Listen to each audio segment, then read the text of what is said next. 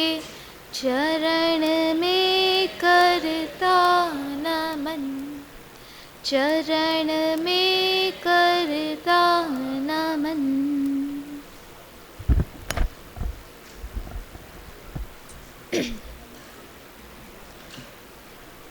आज हमारे दशलक्षण पर्व के ही अवसर पर क्षमावाणी पर्व भी मनाया जाता है।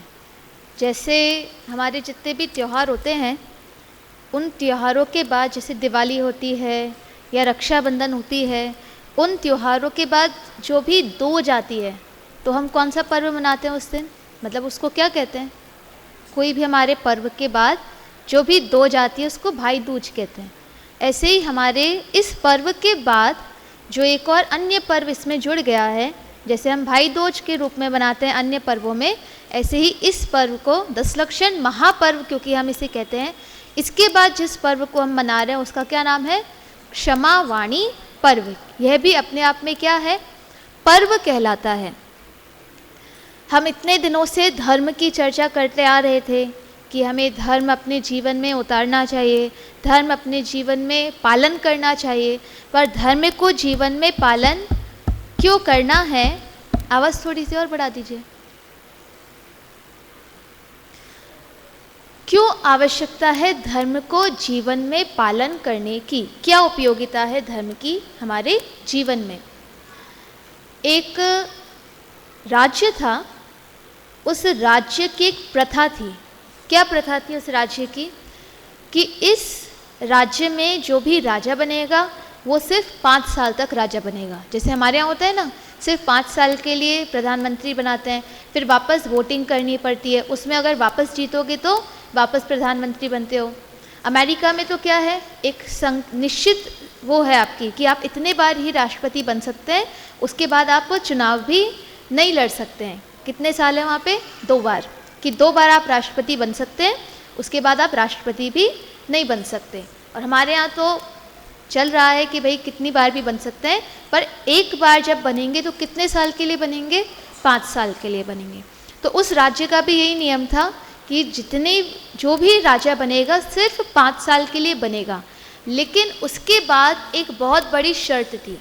क्या शर्त होती थी? कि जो भी राज्य कर लेगा 5 साल, उस 5 साल के बाद उस राजा को राज्य के बाहर एक बहुत बड़ी नदी थी जिसमें सब मगरमच्छ भरे पड़े थे और जो भी बड़े बड़े जल के वाटर एनिमल्स होते हैं, जो अपने खतरनाक पशु होते हैं उसके अंदर, उसमें उसको क्या कर दिया जाता था?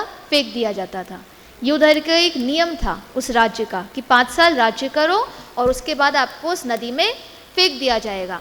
तो भाई उस 5 साल के राज्य के लोभ के चक्कर में लोग उस चीज़ को भूल जाते थे कि इसके बाद हमको उस नदी में फेंकवा दिया जाएगा और हमारी मृत्यु हो जाएगी। तो कोई भी बनना नहीं चाहता था।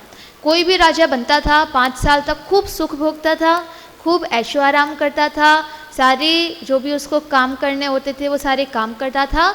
लेकिन जैसे ही उसके 5 साल ख़त्म होने वाले होते थे तो वो रोने लगता था। वो क्या करता था कि भाई अब मुझे क्या होगा? सब उसके परिजन उसको रोते रोते वहाँ तक नदी के किनारे तक लेके जाते थे और वहाँ पर उसको क्या कर दिया जाता था? फेंक दिया जाता था। जैसे हमारे यहाँ कहते हैं ना कि जो देव होते हैं सुख भोगते रहते हैं अनंतों काल तक, और जैसे ही उनकी माला मुरझाने लगती है, मतलब उनके आँखों की रोशनी कम होने लगती है, तो वो दुखी हो जाते हैं। पहले तो खूब ऐश किया, खूब भोग भोगे, खूब सुख संपन्नता देखी, लेकिन जैसे ही अंत समय आया तो रोने लगते हैं। तो भाई ऐसा ही नियम था। एक राजा बना, 5 साल तक उसने भी खूब सुख भोगा, खूब ऐशो आराम किया, सब काम उसने किए। लेकिन जब उसके 5 साल खत्म होने वाले आए तो जहाँ बाकी के राजा तो रोते रहते थे कि भाई अब हमारा अंत समय निकट आ गया है, अब हमें नदी में फेंक दिया जाएगा, लेकिन ये राजा तो बहुत खुश था, उसको कोई दिक्कत नहीं थी, बहुत खुशी खुशी जा रहा था, सब उसको छोड़ने जा रहे थे नदी के किनारे, तो कोई दुख नहीं था। सब आश्चर्यचकित कि भाई इसको क्या हुआ, ज़्यादा सुख भोग लिए या तो इसने, तो ये तृप्त हो गया है अपने में कि अब इसको कोई आकांक्षा ही नहीं रही है जीने की, या फिर ये पागल हो गया है मृत्यु के डर से, इसलिए ये खुश हो रहा है। तो भाई सब देखते हैं कि भाई क्या नज़ारा है, क्यों ऐसा हो रहा है। चलते जाते हैं धीरे धीरे, नदी के वहाँ पहुँचते तो सब देख के आश्चर्यचकित हो जाते हैं कि उस नदी के ऊपर एक पुल बना दिया गया था और उस पुल को पार करके एक और नगर बसा दिया गया था, एक और महल बना दिया गया था, एक और राज्य वहाँ पे बना दिया गया था। जो बाकी राजा थे उनमें इतनी समझ नहीं थी, वो उन 5 सालों को ही देखते थे, उन 5 सालों के सुख को ही सुख समझते थे और अपने आगे के जीवन के बारे में नहीं सोचते थे। लेकिन ये राजा बुद्धिमान था, तो इसने सोचा कि भाई मैं इन 5 सालों को भी अच्छे से भोगूंगा। और इन्हीं 5 सालों के अंदर उसने क्या किया कि उसी दौरान उसने वहाँ पे एक पुल भी बनवा दिया और वहाँ पे एक दूसरा नगर और महल भी बनवा दिया। तो जो छोड़कर गया था वो वापस उसको वहाँ पे मिल गया, इसलिए उसको कोई दुख नहीं हो रहा था। क्या बताना चाह रहे हैं? हम भी इस जीवन में बहुत सुख भोगते हैं, सारे ऐशो आराम करते हैं, सारी सुख सुविधाएं जो हमें मिलती हैं उनको हम भोगते हैं, लेकिन अगले जन्म में हमारा क्या होगा उसके बारे में हम नहीं सोचते। अगर इसी जन्म में हम सुख सुविधाएं भोगते समय भी धर्म कर लें, अपने आगामी भव के बारे में भी सोच लें, तो हम क्या कर सकते हैं कि उस धर्म के द्वारा हम एक पुल बना सकते हैं, एक धर्म की नगरी, जिसको अगले भव में भी, अगले पार भी हमें एक धर्म की नगरी मिल सके। तो हमें मृत्यु का डर भी नहीं रहेगा। क्यों नहीं रहेगा? कि भाई जो छोड़ के हम जा रहे हैं, मृत्यु का जो भय होता है वो किस चीज़ का भय होता है? हमारी कोई चीज़ खो जाती है तो हमें दुख होता है ना। हमारी कोई प्रिय वस्तु है वो हमसे छूट गई, हमसे दूर हो गई, तो हमें दुख हो रहा है। मृत्यु का डर या मृत्यु का दुख इतना बड़ा क्यों होता है कि एक चीज़ खोती है तो इतना दुख होता है। उस मृत्यु में तो हमारे पूरे जीवन भर का जो कुछ भी जोड़ा होता है, चाहे वो रिश्ते नातेदार हों, चाहे वो संपत्ति हो, एक साथ सब छूट जाता है। इसलिए मृत्यु का दुख क्या होता है? बहुत बड़ा होता है। लेकिन जब हमें पता हो कि हम जो यहाँ पे छोड़कर जा रहे हैं वो सब कुछ हमें अगले भव में भी मिलेगा, और हो सकता है शायद ज़्यादा अच्छा मिलेगा, क्योंकि हमने क्या किया था भाई, हमने देखा था कि इस भव में, इस महल में हमें ये दिक्कत हो रही है, उस राजा ने देख लिया, इस राज्य में, इस महल में ये दिक्कत है, इस महल में ये सुख सुविधा नहीं है, तो उसने क्या किया, वो सुख सुविधाएं उसने उस महल में बनवा ली थी कि वहाँ पे उसको दिक्कत ना आए। तो हमने जब देख लिया कि भाई हमें इस भव में ये दुख भोगने पड़ रहे हैं, तो हम ऐसा एक नया जो भव हमें मिलेगा उसमें हम अभी से ऐसा काम कर लें कि अभी जो हमें दुख भोगने पड़ रहे हैं वो दुख हमें अगले भव में भोगने ना पड़े। तो हमको मृत्यु का भय होगा या नहीं होगा? कि नहीं होगा। क्यों नहीं होगा? क्योंकि हमें पता है जो हम छोड़ के जा रहे हैं वो हमें पुनः वापस वहीं पे अगले भव में वो सब कुछ भी मिलने वाला है। पर कब मिलेगा? जब हम धर्म करेंगे, जब वो धर्म रूपी पुल हमारे पास होगा, तब हम उस नगरी को हम बना पाएंगे जिसमें हम सुख रूप से रह सकें। तो ये जो 10 धर्मों की हमने बात की थी वो कैसी बात थी कि वो पुल ही था। वो 10 धर्मों का एक एक स्टेप रूप में हमारा पुल था कि हम अगर उन धर्मों के द्वारा अगले भव में जाएंगे तो हमें निश्चित रूप से जो भी सुख सुविधाएं, जो भी सुख की कामना हम करते हैं, जिस भी अच्छे जीवन की कामना हम करते हैं, वो निश्चित रूप से हमको मिलेगी। अब आते हैं हम कि भाई हमने धर्म किया है तो कर लिया ना 10 दिन धर्म, अब ये क्षमा वाणी पर्व क्यों आ गया? ताकि हमारी जो माला है वो चलती रहे, चलती रहे, चलती रहे, एक पॉइंट पे आके ख़त्म नहीं हो जाए कि हमने क्षमा से धर्म को प्रकट करना शुरू किया था और ब्रह्मचर्य पे हमने क्या कर दिया, उसे पूर्ण कर दिया। कह रहे थे ना कि खत्म कर दिया, पूर्ण कर दिया। लेकिन पूर्ण भी कैसा करना है कि वो चलता रहे, कि क्षमा पर आए थे तो वापस ब्रह्मचर्य पे आए थे तो वापस कहाँ पहुँचना है? क्षमा पे पहुँचना है। फिर जब ब्रह्मचर्य पे आएंगे तो वापस कहाँ पहुँचना है? क्षमा पे पहुँचना है। जैसे घड़ी होती है ना, 12 से शुरू होती है और फिर कहाँ जाके खत्म होती है? 12 पे। फिर 12 से शुरू होती है, फिर कहाँ जाके खत्म होती है? 12 पे। निरंतर चलती रहती है ना। उसका उपयोग कब है? जब वो निरंतर चलती रहे। जब वो रुक जाती है, जहाँ वो रुक जाती, एक चक्कर उसने लगा लिया और रुक गई, अब आगे नहीं कर रही, एक चक्कर तो लगा लिया ना, अब आगे काम नहीं कर रही, तो वो काम की घड़ी है कि नहीं है? वो निरंतर चलती रहेगी, चलती रहेगी, तो वो घड़ी काम की कहलाएगी। ऐसे ही क्षमा से ब्रह्मचर्य, फिर ब्रह्मचर्य से क्षमा, फिर क्षमा से ब्रह्मचर्य, ये जो धर्म की घड़ी निरंतर चलती रहेगी तो वो धर्म कहलाएगा, तो वो हमारे जीवन में धर्म का प्रकट होना कहलाएगा। आज क्षमावाणी पर्व है, हमने बहुत सुना भी है क्षमावाणी पर्व के बारे में, दादा की किताब में भी हमने बहुत पढ़ा है कि आजकल सिर्फ ऊपरी दिखावा हो गया है क्षमावाणी पर्व। बस हम अभी भी ऐसे ही होता है, पहले कार्ड्स लिखे जाते थे, कार्ड्स भेज दिए जाते थे, मैटर भी नहीं देखते थे भाई क्या मैटर उसमें लिखा हुआ है।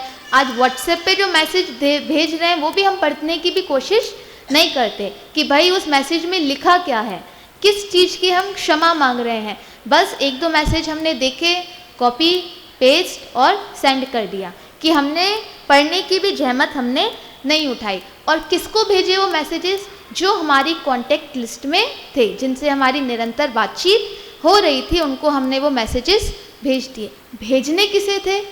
जिनसे बात नहीं हो रही है, जिनसे क्रोध हमारे मन में उत्पन्न हुआ है, जिनके लिए हमें क्षमा भाव धारण करनी है, जिनको हमें क्षमा करना है, उनसे हमें क्षमा मांगनी थी। लेकिन क्षमा मांगी किससे और क्षमा किया किसे? जिनसे ना तो क्षमा मांगनी थी और ना ही क्षमा करना था। तो जो क्षमावाणी पर्व है वो सौहार्दता का, सौजन्यता का पर्व है कि भाई जिन लोगों के बीच में थोड़ा सा भी राग द्वेष पैदा हो गया हो, वैर भाव पैदा हो गया हो, वे अपने अंदर के उस वैर भाव को दूर करें। वो क्षमावाणी पर्व असल रूप में तो वो क्षमावाणी पर्व होना चाहिए था। क्षमा क्यों मांगना है? क्षमा वीरस्य भूषणम। और हम कैसे हैं? हम वीर हैं, महावीर की संतान हम हैं, तो हम भी वीर हैं उनकी तरह। तो हमारे अंदर भी वो क्षमा रूपी जो वीरता है वो हमारे अंदर होनी चाहिए थी। दादा ने बहुत अच्छा उदाहरण उसमें दिया है कि क्षमा कर देना क्षमा नहीं कहलाता है।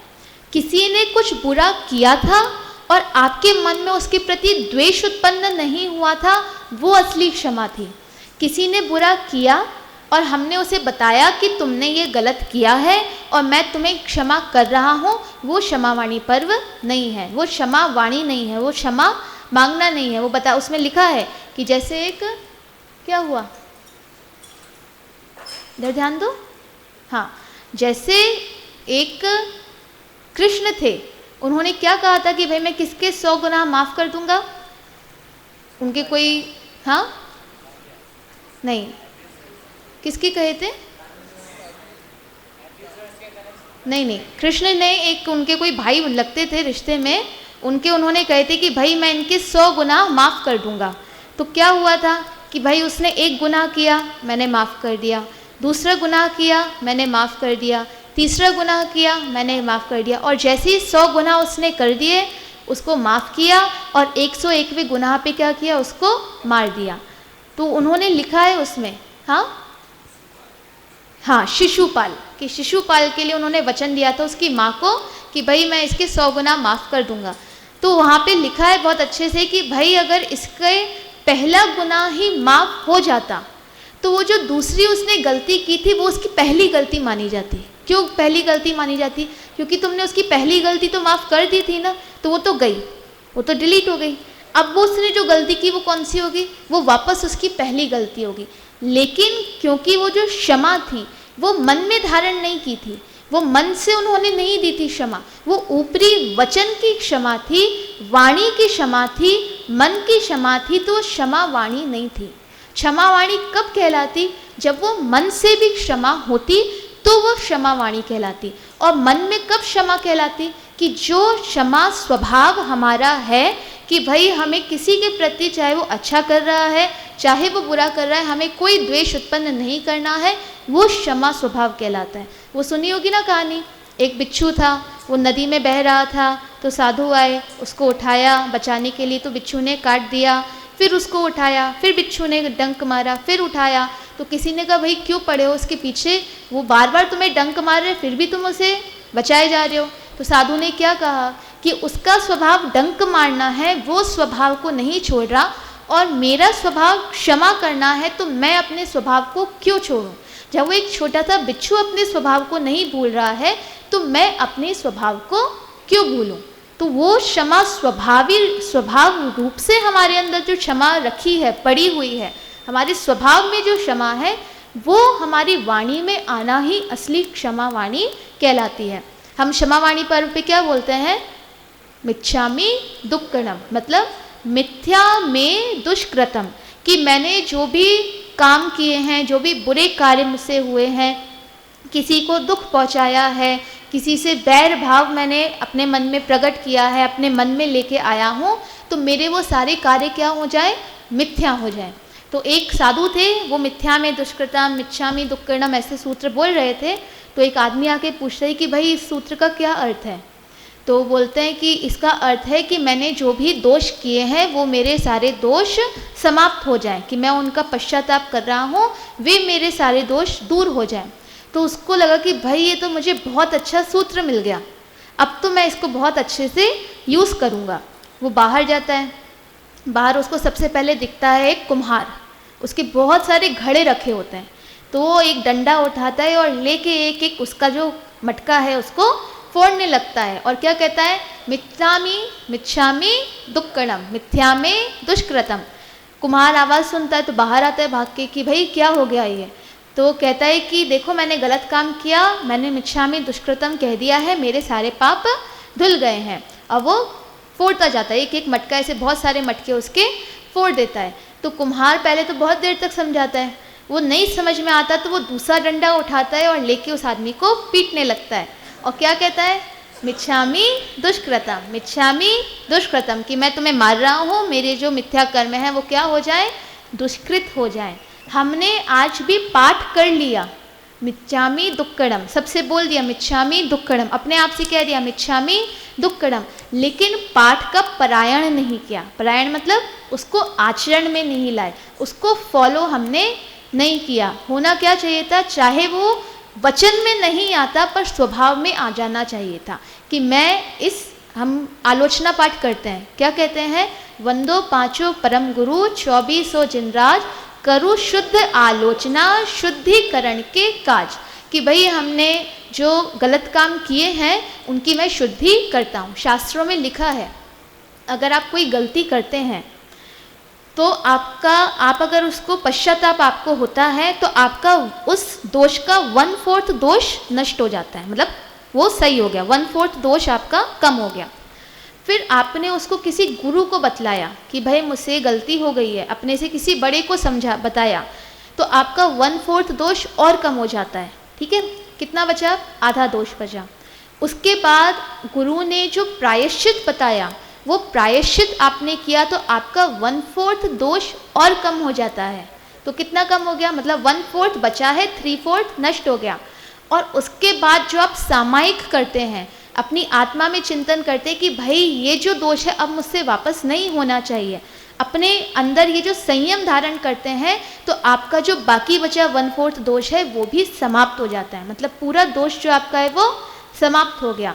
तो हम क्षमा जो हम धारण कर रहे हैं, हमने वचन में बोल दिया, लेकिन ना तो हमें उसका पश्चाताप है, ना ही हमने उसका प्रायश्चित किया, और ना ही ये हमने नियम लिया या ये हमने अपने मन में निश्चय किया कि ये गलती मुझसे नहीं होगी। तो आपके दोष मिथ्या नहीं हुए हैं, बोलने भर से हमारे दोष मिथ्या होने वाले नहीं हैं। हम बोलते हैं सव्वे जीवा खम्मामि सव जीवाणाम, सव्वे जीवा खमंतु में, कि मैं सभी जीवों को क्षमा करता हूँ, सभी जीव मुझे क्षमा करें। ठीक है भाई, मैं तो क्षमा,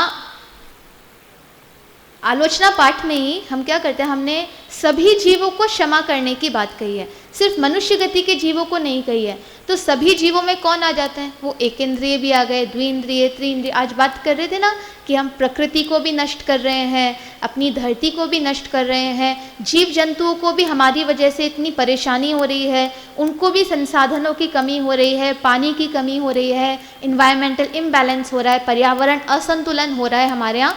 तो हमारे एक मनुष्य की वजह से कितने प्राणियों को कितनी परेशानी हो रही है। तो सबसे पहले तो हमें किससे क्षमा मांगनी चाहिए, उस धरती माँ से और उन प्राणियों से हमको क्षमा मांगनी चाहिए कि हमने उनको कितना कष्ट पहुँचाया है, हमारी वजह से उनको कितना कष्ट हो रहा है। ठीक है भाई, हमें क्षमा मांगनी चाहिए। अब मैं उस छोटी सी चींटी से कैसे जाके क्षमा मांगूँ, उसको क्या समझ में आने वाला है। उस मच्छर के लिए मैंने ऑल आउट लगाया था, उससे वो मर गया था या उसको बाहर जाना पड़ा था, उसको तकलीफ हुई थी, मैं उस मच्छर से जाके कैसे क्षमा मांगूँ। तो हम आलोचना पाठ में क्षमा ही तो मांग रहे हैं ना। एक एक जीव की क्षमा हम मांगते हैं कि भाई मैंने कैसे एक इंद्रिय जीव को दुख पहुंचाया है, द्विइंद्रिय को पहुंचाया है। पढ़ाई कभी आलोचना पाठ, तो उसमें पूरा बताया है कि मैंने क्या क्या काम किए हैं। घर के काम करते समय ध्यान नहीं दिया है, उनको जब बाहर धूप में डाल दिया है तो वो बेचारे तड़प के मर गए हैं। तो आलोचना पाठ में हम अपनी तरफ से उन जो गलतियां की है उनका प्रायश्चित कर रहे हैं। इसका मतलब वो हमारी तरफ से उनके लिए क्या है, हमने उनसे क्षमा मांग ली है, चाहे वो दें चाहे वो नहीं दें। गांधी जी साउथ अफ्रीका गए थे, पता है आपको। साउथ अफ्रीका में उनके साथ भेदभाव किया गया था। क्या किया गया था भाई, कि वो अश्वेत थे, कि वो वहाँ के मतलब उस उधर के नागरिक नहीं थे और अश्वेत नागरिक थे वो वहाँ के। तो वहाँ पे उनके साथ भेदभाव किया गया था। उनको एक बार ट्रेन से भी निकाल के फेंक दिया गया था कि भाई ये जो एसी फर्स्ट क्लास एसी में जो अश्वेत लोग हैं उनको बैठने की परमिशन नहीं होती थी, कि उनको जनरल डिब्बे में ही बैठना चाहिए था। वो वहाँ पे मतलब अपनी एडवोकेट के रूप में वहाँ पे गए थे, तो उनको वहाँ पे उसकी परमिशन नहीं मिली थी कि हमारे यहाँ किसी अश्वेत को वकील का जो एक्सेप्टेंस लेटर होता है, सहमति पत्र होता है, वो नहीं दिया जाता है। तो ठीक है, उन्होंने गलत किया था साउथ अफ्रीका वाले ने। उसके बाद गांधी जी मर गए, सब हो गया। साउथ अफ्रीका वालों को जब अपनी उधर की सरकार को जब अपनी गलती का पता चलता है कि भाई हमसे गलती हुई है, हमने रंग के आधार पे भेदभाव किया था, तो 105 वर्ष के बाद उन्होंने माफ़ी मांगी थी गांधी जी से, जब गांधी जी बचे भी नहीं थे भी नहीं इस दुनिया में। तो उन्होंने अपने पेपरों में निकाला था कि भाई साउथ अफ्रीका के जो लोग हैं, जो सरकार है, जो यहाँ का संविधान है, कानून है, वो सब गांधी जी से क्षमा मांगता है कि हमने उनके साथ 105 वर्ष पहले भेदभाव किया था, उनके साथ गलत व्यवहार किया था। तो लोगों ने जाके बोला कि भाई अब गांधी जी हैं ही नहीं, तो आप किस बात की माफ़ी मांग रहे हो। तो उन्होंने कहा कि गांधी जी नहीं है उससे हमें मतलब नहीं है, हमने जो दोष किया था उन दोषों से हमारा मन निर्मल हो जाए, अपने मन की निर्मलता के लिए हम उनसे क्या कर रहे हैं, माफ़ी मांग रहे हैं। कि भाई उनने हमें माफ़ किया हो या वो इस दुनिया में रहे हो या नहीं रहे हो, हमें उससे मतलब नहीं है। माफ़ी मांग के हम अपने मन को निर्मल करना चाहते हैं, बस ये हमारा उद्देश्य है। हम जब माफ़ी मांगने की बात ठीक है, लेकिन जब कोई हमसे माफ़ी मांगता है तो हम उसे क्यों माफ़ नहीं कर पाते। एक बार बौद्ध थे, उनका एक कोई शत्रु था, उनको पसंद नहीं करता था, वो उनके पास आया, उनके ऊपर थूका उसने, तो बौद्ध ने कुछ नहीं कहा। फिर उसने गालियाँ देना शुरू किया, तो भी बौद्ध ने कोई प्रतिक्रिया नहीं दी, वो शांत भाव से चुपचाप बैठे रहे। ठीक है भाई, वो जो थक हार के वो जो आदमी था वो चला गया। फिर रात में उसको रियलाइज़ होता है कि भाई मैंने बहुत गलती करी है, मुझे इस तरीके का व्यवहार ऐसे संत पुरुष से नहीं करना चाहिए था, ये मैंने गलत किया है। तो अगले दिन सुबह उठ के वो बौद्ध के पास जाता है और कहता है कि मुझे मेरी गलती का पछतावा है, मैं आपसे क्षमा मांगता हूँ। तो बौद्ध क्या कहते हैं कि भाई जिसने गाली दी थी वो कोई और था, और जो क्षमा मांग रहा है वो कोई और है। मतलब जो तुम हो, पश्चाताप जो कर रहा है वो कोई और है। जिसके मन में मेरे प्रति द्वेष भाव था वो कोई और था, और जिसके मन में आज मेरे प्रति आदर भाव है वो कोई और है। तो जिसके मन में मेरे प्रति आदर भाव है, जिसके मन में मेरे प्रति जिसके मन में अपनी गलती के प्रति प्रायश्चित है, वो क्यों सॉरी कह रहा है, उसको अब सॉरी कहने की क्या ज़रूरत है। हमसे भी जब कोई क्षमा मांगने आता है तो हमें क्या लगता है, वो जब क्षमा मांगता है तो हमें उसकी की हुई गलती याद आती है कि नहीं, इसने उस समय मेरे साथ बहुत बुरा किया था, मैं इसको माफ़ नहीं कर पाऊँगा। उस समय मेरे साथ बहुत, मैं किस मेंटल उससे गुजरा था, ट्रॉमा से गुजरा था, मुझे कितनी परेशानी हुई थी इसकी वजह से, इसने तो बस एक सॉरी बोल दिया और बस इसका तो काम हो गया, मैं इसको क्षमा नहीं कर सकता।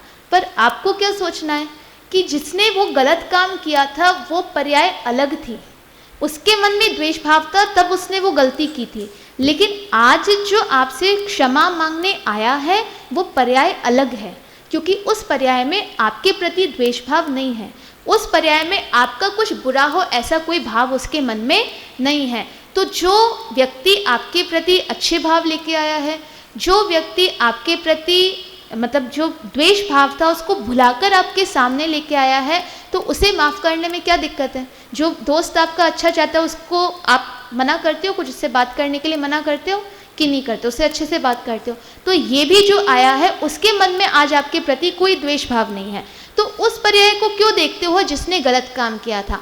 हमारे धर्म में तो यही बताते हैं ना कि अगर हम उसको ही देखें, गलती करने वालों को ही देखें, तो जो गलती है वो कभी सुधर ही नहीं सकती। कि जो मारीची था उसने 363 मत चलाए थे, कितने साल तक गतियों में भ्रमण करता रहा था, और वही किस रूप में आया था? महावीर के रूप में आया था। तो हम पूछ रहे हैं, अगर हम उसकी मारीची की दशा को ही याद करते